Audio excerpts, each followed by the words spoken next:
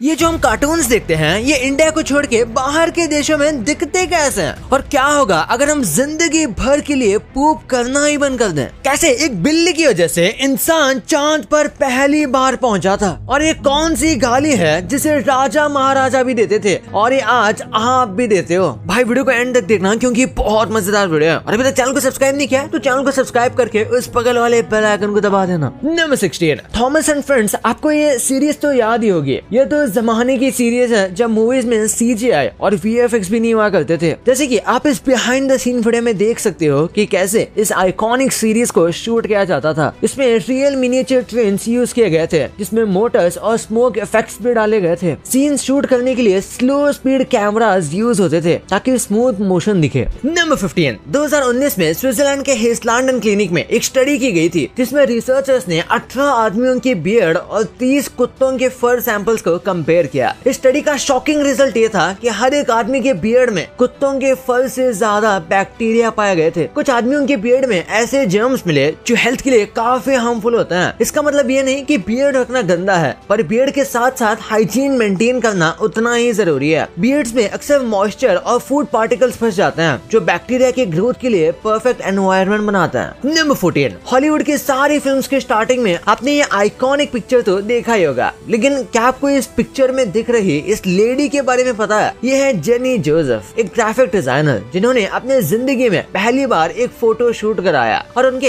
इसी photo shoot की photos को कोलंबिया पिक्चर्स ने अपना लोगो डिजाइन बना लिया जिसे द टॉर्च लेडी कहा जाता है। और उससे भी ज्यादा इंटरेस्टिंग बात यह है कि जेनी जोसेफ ने इसके बाद दोबारा फिर कभी प्रोफेशनल फोटो शूट करवाया ही नहीं। नंबर 13 मिडिल फिंगर दिखाना आज एक इंसल्टिंग जेस्चर माना जाता है, पर क्या आपको पता है कि ये प्रैक्टिस लगभग 2800 साल पुरानी है। एंशिएंट ग्रीस और रोम में इसे डिजिटस इम्पीडियस कहा जाता था जो कि एक डिसरिस्पेक्ट का सिंबल था। यहाँ तक कि फिलोसोफर्स और ग्लैडिएटर्स भी इसे टॉन्ट करने के लिए यूज करते थे। नंबर 12 क्या आपको पता है हम जिन प्लेन से ट्रैवल करते हैं वो कई टाइप्स के भी होते हैं। वैसे तो देखने में काफी सेम लगते हैं, लेकिन अगर इनके इंजन को ध्यान से देखा जाए तो डिफरेंस साफ पता चलता है। जैसे कि जो planes land to land fly करती है उनके इंजन छोटे होते हैं और ये काफी फ्यूल एफिशिएंट होते हैं। वही जो planes ocean to ocean fly करते हैं उनके इंजन्स काफी बड़े होते हैं जिनकी फ्यूल कैपेसिटी भी बहुत ज्यादा होती है। नंबर 11 ज्यादातर लोग सोचते हैं कि जो हमेशा हंसता हंसाता है वो अंदर से भी काफी खुश होता होगा, पर रिसर्च कुछ और ही कहती है। स्टडीज के मुताबिक कॉमेडियंस और फनी लोग बाकियों से ज्यादा डिप्रेशन फील करते हैं। इसका एक रीजन है ट्रैजिक क्लाउन पैराडॉक्स, जिसमें लोग अपने अंदर की तकलीफ को हंसी मजाक के पर्दे में छुपा लेते हैं। रॉबिन विलियम्स जैसे लेजेंडरी कॉमेडियंस इसका परफेक्ट एग्जांपल है। इससे पता चलता है कि हंसी की आदत होने का मतलब ये नहीं कि इंसान अंदर से भी खुश है। कभी कभी सबसे फनी लोग सबसे ज्यादा दुख में होते हैं। नंबर 10 जरा सोचिए आप एक ग्रैंड शो की टिकट खरीद के गए, बढ़िया पॉपकॉर्न कोल्ड ड्रिंक्स लेके। शो शुरू होने का इंतजार हो रहा है, शो शुरू होने की अनाउंसमेंट भी होती है। आप इधर अपने पॉपकॉर्न कोल्ड ड्रिंक खोलना शुरू करते हैं, उतनी ही देर में शो खत्म। कैसा लगेगा आपको? ठीक ऐसा ही एक इंसिडेंट सैन डिएगो में हुआ था जहाँ एक 18 मिनट का फायरवर्क शुरू होना था, लेकिन ये शो सिर्फ 25 सेकंड में खत्म हो गया एक छोटे से कंप्यूटर ग्लिच की वजह से। जैसे कि आप इस वीडियो में देख सकते हो कि कैसे सब फायरवर्क्स एक साथ ही फट गए। नंबर 9 अगर आप लाइफ में बेटर डिसीजंस लेना चाहते हो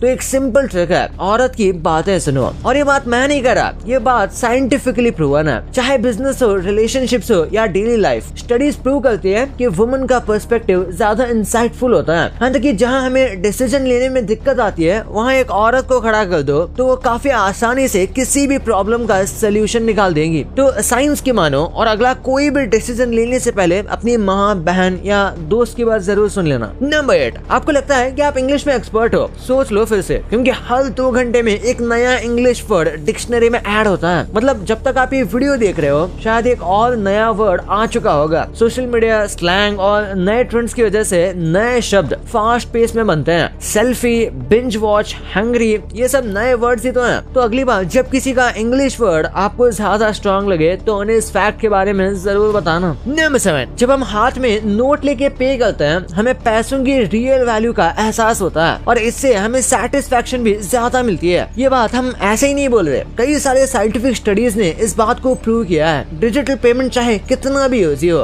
पर कैश खर्च करने से लोग ज्यादा सेटिस्फाइड और खुश रहते हैं। नंबर 6 क्या आपको पता है एक इंसान हवे में भी अटक सकता है? जी हाँ, अगर हम किसी ऐसी जगह पर हो जहाँ ग्रेविटी बिल्कुल जीरो हो, हम वहाँ हवा में ही स्टक हो सकते हैं, बिल्कुल वैसे ही जैसे इस वीडियो में दिखाया गया है। इस वीडियो में एक्सप्लेन किया जा रहा है कि अगर एटमॉस्फेयर में ग्रेविटी ना हो तो फ्रिक्शन बिल्कुल जीरो होगा। ऐसे में किसी भी बॉडी का मूवमेंट काफी मुश्किल होगा। इसी वजह से जो एस्ट्रोनॉट स्पेस में जाते हैं वो ज्यादातर अपने स्पेस क्राफ्ट के आसपास ही रहते हैं, वरना वहाँ उनकी हालत क्या होगी इमेजिन करना भी डर लगता है। Number 5, owls don't have eyeballs. जी हाँ, आपने सही सुना, आउल्स के आईबॉल्स नहीं होते, बल्कि उनकी आंखें ट्यूब शेप्ड होती हैं। उनकी आंखें उनके स्कल में फिक्स्ड होती है, जिसका शेप एक सिलेंडर की तरह होता है और इसलिए वो अपनी आंख घुमा नहीं सकते जैसे हम करते हैं। पर इसका सोल्यूशन भी नेचर ने उन्हें दिया है। आउल्स अपने सर को 270 डिग्री तक घुमा सकते हैं बिना किसी डैमेज के। आपको बता दें कि आउल्स की आंखें लाइट सेंसिटिव होती हैं और इसलिए उन्हें ज्यादातर रात में उड़ते और शिकार करते हुए देखा जाता है। नंबर 4, जरा ठहरिए, क्या ये आपको पेंटिंग समझ में आ रही है?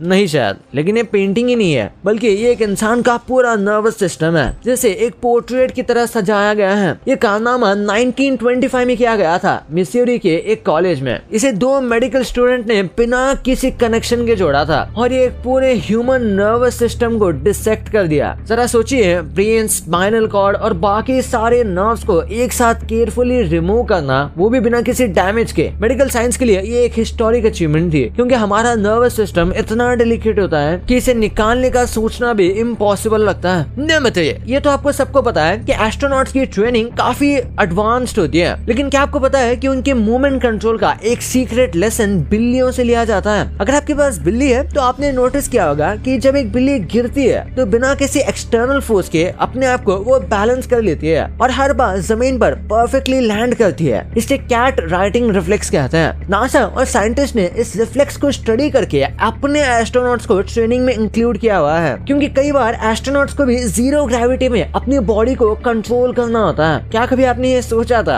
कि स्पेस जाने के लिए रॉकेट साइंस के साथ साथ आपको बिल्ली के मूव्स भी सीखने होंगे? नंबर 2, सोच के देखो, अगर हम कभी भी पॉटी ना करें तो क्या होगा? शुरुआत में तो लग सकता है कि लाइफ इजी हो गई, ना कोई वॉशरूम, ना कोई टेंशन, ना ही गंदगी, बट एक्चुअली में रियलिटी काफी हॉरिफाइंग है। जब हम खाना खाते हैं तो बॉडी न्यूट्रिएंट्स अब्सॉर्ब करती है और जो वेस्ट होता है वो निकलना जरूरी होता है। अगर हम पॉटी कभी ना करें तो ये वेस्ट बॉडी के अंदर ही जमा होता रहेगा। पहले कॉन्स्टिपेशन होगा, फिर स्टमक एक्सट्रीम पेन करेगा और धीरे धीरे बॉडी के टॉक्सिन्स ब्लड में घुसने लगेंगे और इससे ऑर्गन फेलियर तक हो सकता है। एक और शॉकिंग बात, अगर हम कभी भी पूप ना करें तो हम लिटरली एक्सप्लोड भी हो सकते हैं। हाँ, ये थोड़ा फिल्मी साउंड कर रहा होगा, बट मेडिकली अगर इंटेस्टाइन ज्यादा वेस्ट से भर जाए तो रप्चर होने का चांस काफी है, जो लाइफ थ्रेटनिंग हो सकता है। तो याद रखना, पूप करना एक ब्लेसिंग है। ये बॉडी के नेचुरल डिटॉक्स सिस्टम है जो हमें जिंदा रखती है। नंबर 1, आपने बचपन में ये सारे कार्टून्स तो जरूर देखे होंगे, लेकिन अगर मैं आपको बताऊं कि अलग अलग देशों में ये कार्टून्स अलग अलग दिखाए जाते हैं तो क्या आप विश्वास करेंगे? जैसे ऑगी एंड द कॉकरोचेस, ये कार्टून जिसे इंडिया में इसके डबिंग आर्टिस्ट ने फेमस किया है, वही पाकिस्तान में इसे कोई पूछता भी नहीं। इंडिया में इस कार्टून के एक एक कैरेक्टर को आवाज दी गई है, जैसे शाहरुख खान, नाना पाटेकर और सनी देओल। पाकिस्तान में इस कार्टून पर उतनी मेहनत नहीं की गई। हम जो डोरेमोन देखते हैं वो तो बिल्कुल जापान के कार्टून का कॉपी है, उसमें बस डबिंग कर दी गई है। लेकिन अगर यूएसए की बात करें तो वहाँ डोरेमोन को पूरी तरह से बदल के दिखाया जाता है, जिससे वहाँ के ऑडियंस कंफ्यूज ना हो, जिससे वहाँ के डोरेमोन का कोई कैरेक्टर चॉपस्टिक यूज नहीं करता, सब चम्मच का इस्तेमाल करता है। इसके अलावा यूएस में डोरेमोन के कैरेक्टर्स के नाम भी अलग हैं। पोकेमोन में भी कुछ ऐसा ही सीन है, जैसे टीवी में कैरेक्टर्स राइस केक खाते हुए दिख रहे हैं, लेकिन डब में राइस केक नहीं बल्कि डोनट कहा गया है। जो बेंटन आप इंडिया में देखते हो वो ओरिजिनल नहीं है, उसके ओरिजिनल वर्जन काफी लंबे एपिसोड्स हैं, लेकिन इंडिया में बेंटन के एपिसोड्स में कुछ एंड के और कुछ शुरुआत के एपिसोड्स काट दिए जाते हैं ताकि ब्रॉडकास्टर को एडवर्टाइज करने का टाइम मिल सके। भाई ये तो आपको पता चल गया, पर ये फूड्स पहले के टाइम में कैसे दिखते थे ये कभी आपने इमेजिन भी नहीं किया होगा। और आप यूट्यूबर्स के नॉर्मल चैनल्स तो देखते होंगे, लेकिन इनके ऐसे सीक्रेट चैनल्स भी हैं जिनके बारे में आपको पता भी नहीं है। और सुबह उठते ही ये कौन सी खराब आदत है जो आपके लिए बहुत अच्छी है, वो कौन सी आदत है इस वीडियो में पता चल जाएगा। तो इस वीडियो को जाके देखो यार, और अभी तक चैनल को सब्सक्राइब नहीं किया तो चैनल को सब्सक्राइब करके उस बगल वाले बेल आइकन को दबा देना। तो मिलते हैं अगले वीडियो में, तब तक के लिए